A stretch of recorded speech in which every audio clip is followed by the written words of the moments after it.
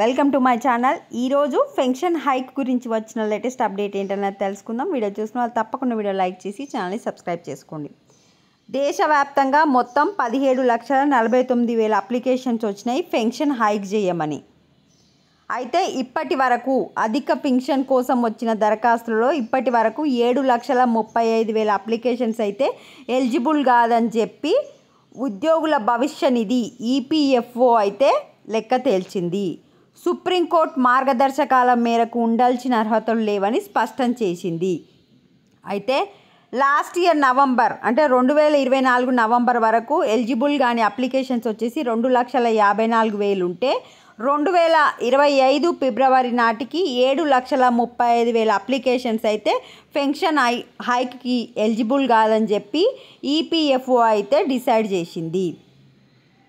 అయితే అధికారులు 24,000 మందికి ఇప్పటి వరకు అధిక పెన్షన్ చెల్లింపు పత్రాలు మంజూరు చేశారు. అప్లై చేసుకున్న వారిలో 7,35,000 ఏమో ఎలిజిబుల్ కాదని చెప్పేసి 24,000 మందికి మీరు ఎలిజిబుల్ అని చెప్పి అయితే ఒక లెటర్స్ అయితే ఇవ్వడం జరిగింది.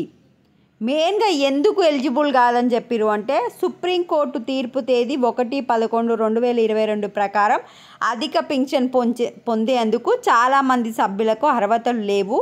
అధిక పెన్షన్కు ఆప్షన్ ఇవ్వకుండా 2014 సెప్టెంబర్ 1 కన్నా ముందు పదవి విరమణ చేసిన సభ్యులు అనర్హులని సుప్రీంకోర్టు ప్రకటించింది. కానీ వచ్చిన దరఖాస్తులలో ఎక్కువ ఈ కేటగిరీకి చెందినవే ఉన్నాయి. ఇది ఫస్ట్ కండిషన్. సెకండ్, అధిక పెన్షన్కు అర్హత కలిగిన సభ్యులకు ఈపీఎఫ్ఓ ఈపీఎస్ బకాయిలు చెల్లించాలంటూ డిమాండ్ నోటీసులు జారీ చేసింది. డిమాండ్ నోటీసుల్లో చెల్లించాల్సిన మొత్తం ఎక్కువగా ఉండడంతో కొందరు సకాలంలో కట్టడం లేదు. సుప్రీంకోర్టు నిబంధనల ప్రకారం సకాలంలో చెల్లించని సభ్యులను అనర్హుల కేటగిరీలో చేర్చుతుంది.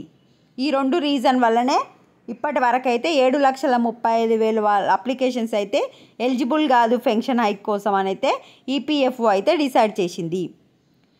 తెలుగు రాష్ట్రాలలో చూసుకుంటే అధిక పెన్షన్ కోసం ఉమ్మడి ఆప్షన్లు ఇచ్చి 2014 కన్నా ముందు పదవి విరమణ చేసిన సభ్యులు దరఖాస్తుల పరిష్కారం నెమ్మదిగా ఉంది.